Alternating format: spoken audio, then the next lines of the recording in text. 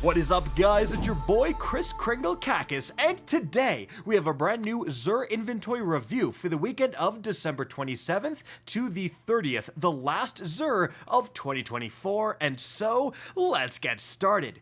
Now, I do apologize for not uploading very much recently, but I've just been spending Christmas with the family, and I hope you guys have had a very Merry Christmas and Happy Holidays as well. We're going to be getting back on the grind very soon. Alright, now as for Xur... Alright, taking a look at what he has. Firstly, for the catalyst, we do have the Vigilance Wing catalyst and the Mida Multitool catalyst. Now, interestingly, both of these used to only be acquirable through PvP means. A lot of people absolutely hated that, but for a lot of people that does mean they never bothered to get them, so this might be your chance. Neither of them are offering a massive advantage, but they do improve some, pretty decent weapons. Now, as for the exotics here, we have a 61 Bombardiers, way too much strength, no thank you. We have a 67 Dune Marches, but unfortunately, way too much mobility in my opinion. Then we have a 67 Phoenix Protocol. You got, everything but resilience and strength. You have recovery, discipline, intellect. This is actually excellent. The Phoenix Protocol is incredibly good in my opinion. Being able to get your Well of Radiance back significantly more often. I've had builds that use this thing in many Grandmasters, heck, even raids and so on. Just being able to spam Well over and over and over again is very valuable. Now, it kind of falls in and out of the meta depending on how much Well is needed for certain activities, but make no mistake, this is a fantastic role here. And again, the intellect, you want intellect on an exotic that's all about getting your super back, right? So this is a great pickup. Then we've got Stoicism here, so the exotic class items are available to buy this weekend. Now, as for the kind of random item here, well, we have Crucible engrams for sale, so if you're completely avoiding the Crucible, you can buy these and potentially get, well, I guess you can't get the weapons until you actually get them from the Crucible, but I digress. Then we've got the the weapon offers here.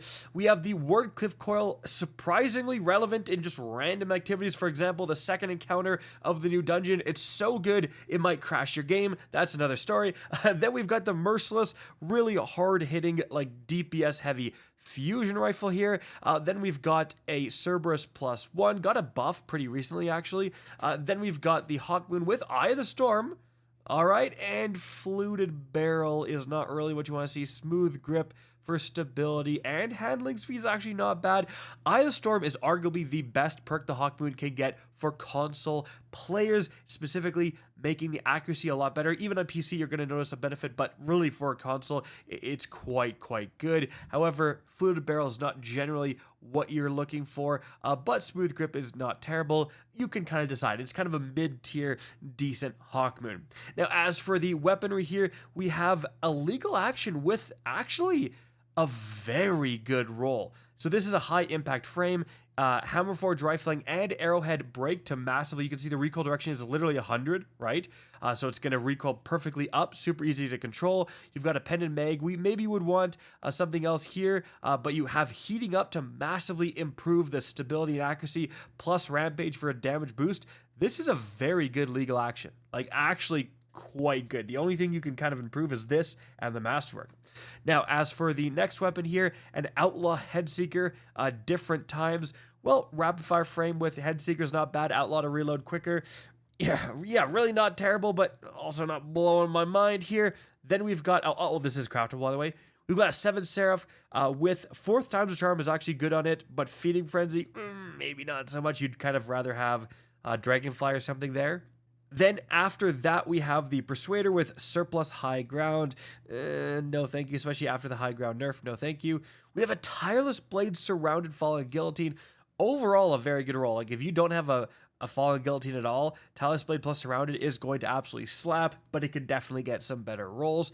Then it's the sword weekend this week. We have a Tireless Blade Disruption Break Negative Space. Not the biggest fan of that, to be honest. And then for the Titan Sword, well, we have a Tireless Blade Surrounded again.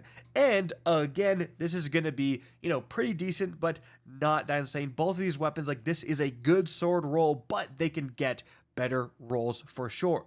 Now, as for the armor, we have the Opulent duelist set all the way back from Season of Opulence, I believe. Let's check light.gg for the rarity.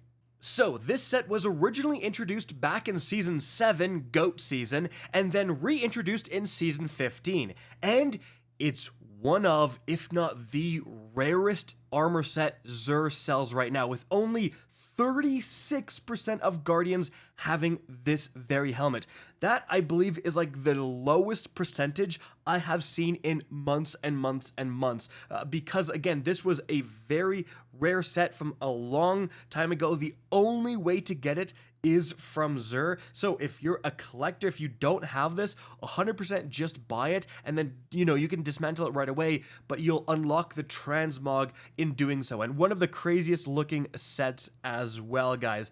So yeah, super huge for the fashion community that Xur is selling this set this weekend. It is, again, one of, if not the rarest possible sets Xur sells.